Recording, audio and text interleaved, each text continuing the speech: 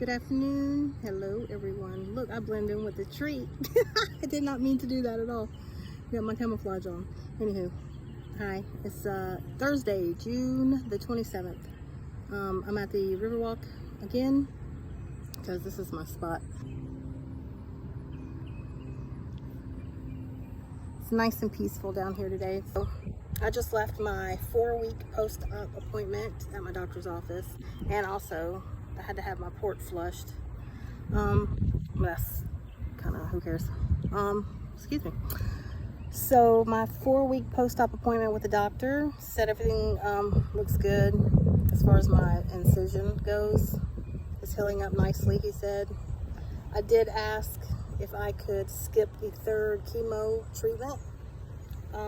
Being as that I'm doing so well, he says, I'm responding well to the chemo. I'm responding so well because I'm also eating right, cutting out all the sugar and shit, which, yes, I did fall off the wagon for about a month. And I still am not 100% carnivore, even right now.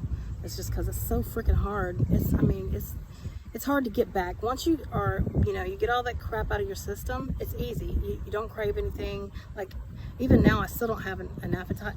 I don't have an appetite really that much. I'm not hungry all the time or anything like that.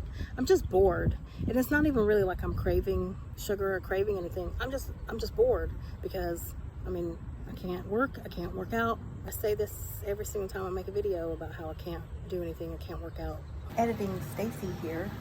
I wanted to say that the reason that I'm always saying that I can't do anything, because I feel like that I look like I'm contradicting myself, because I do feel so good and I'm really feeling great and this and that.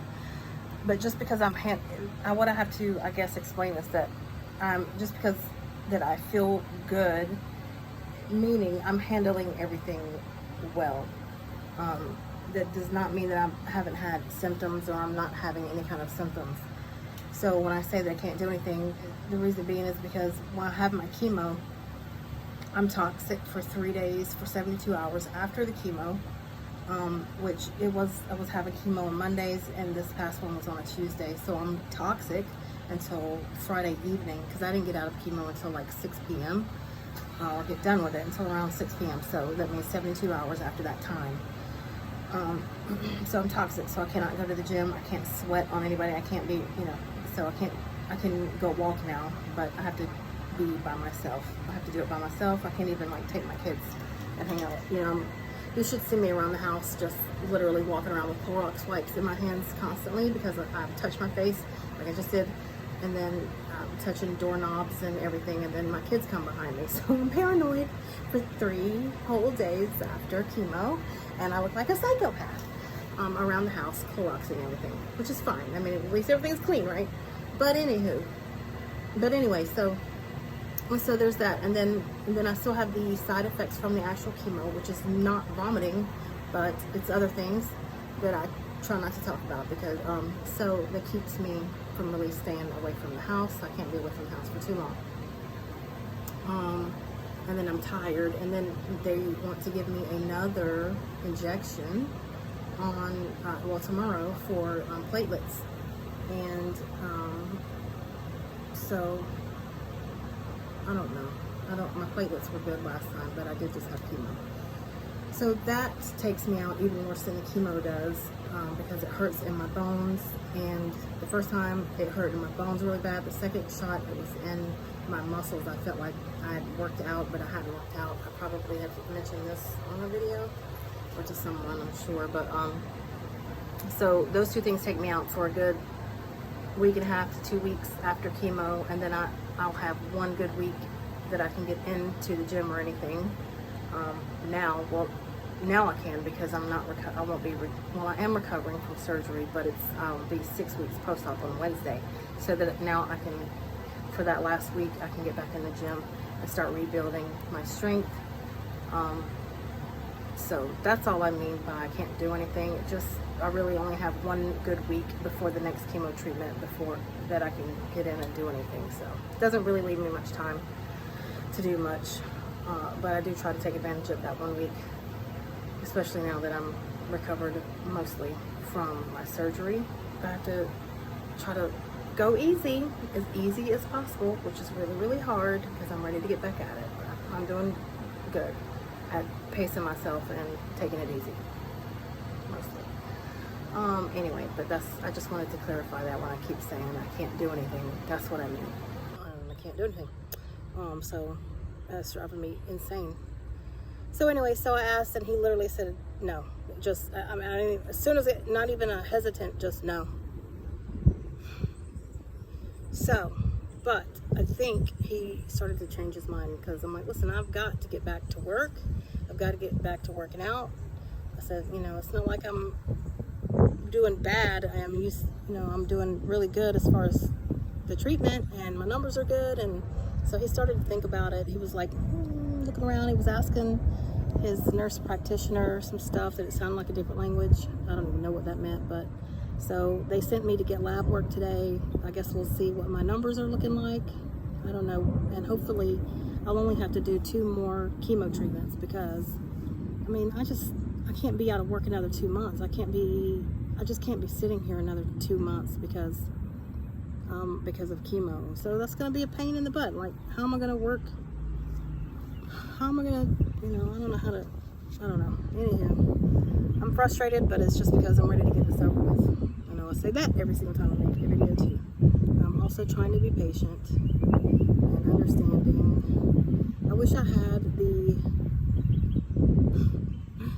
I wish that I wasn't afraid to tell them no on the chemo. Like, why can't I just say no and refuse it? I'm afraid that if I refuse that treatment, that they're going to refuse me, any other further care. And I don't want that to happen. And I also just want to make sure we get every single bit of what's left of the cancer out. I don't want those microscopic cells that are left in there to keep growing. What else? Guys, I don't have much to say. I'm just ready to get back to work and back to the gym. So maybe I'm thinking in about 2 weeks I'll be able to get back in the gym. Obviously, I'm not going to be lifting anything heavy.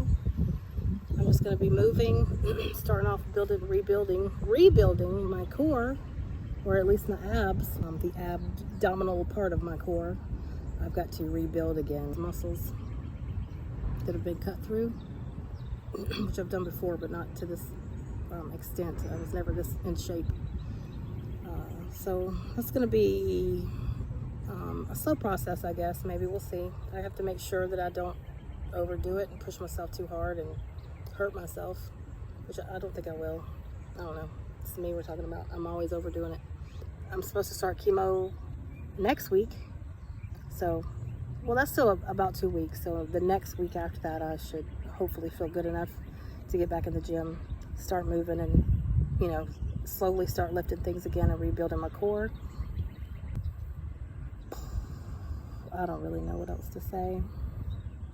I'm about to go walk my laps because that's about all I can do right now. 2 or 3 laps. All right, guys, I really do try to come on here and not ramble, but I do. I come on here and I ramble. And so that's why I don't like to do so many videos anymore. Anyway, I am getting some eyelashes and eyebrows and hair back. You guys, look at that. But because of the chemo, and I say this every single video also, it's going to fall out again. My eyebrows and eyelashes. I don't even have that many eyelashes again still. I could use an eye lift. Just kidding. I'm kidding. Yeah, it's going to fall out again, so whatever. Eventually it'll grow back. I'm going to use some castor oil. What else, guys? I don't know. If anybody's got any questions for me, leave them in the comments, because I just don't even know what to say anymore. I did get I got an amazing comment on one of my videos the other day, and it kind of sparked the fire for me to get back to doing videos, because the woman said that her sister was diagnosed with stage 4 cancer, and she's trying to get her to switch to carnivore, and she's having a hard time. And the sister said, if you could find me one woman who is beating the cancer with carnivore, and how it's working and all that, she would do it or she would try it. That's the message I got. And so that was kind of awesome.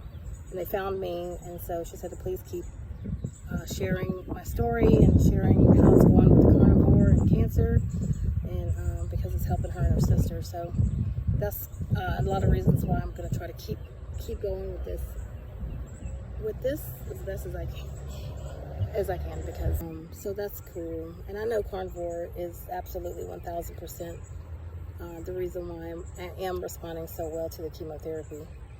I haven't thrown up one time since I've had chemo or cancer. It affects me other ways, but I just don't think it's as bad as other people have had it. So I'm very, very happy about that and feel lucky. And well, it's not that I feel lucky. I feel like it's because of the carnivore. And I would challenge anyone, sick or not sick, just to try it for 90 days to see how you feel. You would be freaking blown away by how good you feel. But I'm not here to push anything on anyone. Anyway, guys, I hope to see you all soon, in a couple of weeks. Get back to the gym. You know, the ones of you watching that are from the gym. And that if you're not from the gym, I'll be back here soon with an update on how my recovery is going and the chemo and all of that good stuff. I'm going to hang in there. I'm doing good. I really am. It's mentally and emotionally right now. Physically, I'm doing pretty good. That's a lie. So here's something that, I don't know, maybe women talk about. Or here's something that this is for the ladies. Men too. I mean, you have wives. They're the ones of you that have wives or girlfriends or whatever at this age. I'm old. So, being as that I had a hysterectomy, total radical hysterectomy, they call it. I went obviously into overnight menopause. So for the last 4 nights, I have literally woken up every 30 minutes. It feels like every 30 minutes, just in a cold sweat. Like one of those, those uncomfortable, clammy, cold sweats where you just feel like you've gone pale and everything is clammy, and kick all the covers off. And then I freeze because the fan's on. And obviously when you get through sweating, well, anyone from the gym knows that, you get through sweating and then you're sitting in front of the fan, you freeze. So like, I'm not kidding you, for the last 4 nights, every 30 minutes, I'm waking up, kicking the covers off, and covering back up, freezing my butt off, kicking the covers off, covering back up, and I have got no sleep. And that's quite annoying. So I told the doctor about it because they ask about any kind of symptoms like that when I go in to see the doctor. And I was like, yes. And I told him all about the cold sweats and the hot flashes. Hot flashes, that's what it is. But it feels like a cold sweat, same thing. Anyway, he wanted to prescribe me antidepressants. No. What? Like, no. He's like, it's not for, I'm not saying you have a depression, but they treat women with menopausal hot flashes with antidepressants. What? With all of the side effects that come with antidepressants? Just for some night sweats, you're going to take antidepressants? Or prescribe antidepressants for some night sweats? Yes, night sweats are freaking annoying, but I will pass on all the side effects. Thank you. Anyway, I told him no. I don't want any antidepressants or any of that crap just because I'm having hot flashes. I will figure it out. I can't have pellets and all that. I can't have any estrogen. So again, another reason to stick with carnivore and to really, really stick with it, Stacy. And let it heal me and let it see if it can balance out my hormones and stuff. I'm gonna look into Dr. Mindy Perez. I can't remember her name, but she does a lot for women that are on carnivore and going through menopause. She's got a lot of information. I will get her name. I'm sure I'm butchering it right now. I'll link her YouTube channel down below for any women my age or women period, not just women going to having menopause or going through menopause, but any woman. But so yeah, there's that too, going through instant menopause with my sister. My younger sister, she's also, because we all test positive for that BRCA1 gene, obviously we have to take preventative measures. So now all of us, me, her, and mom, are all in menopause. Mom's probably been through it for a while now, so I don't think she's having too many symptoms from it anymore.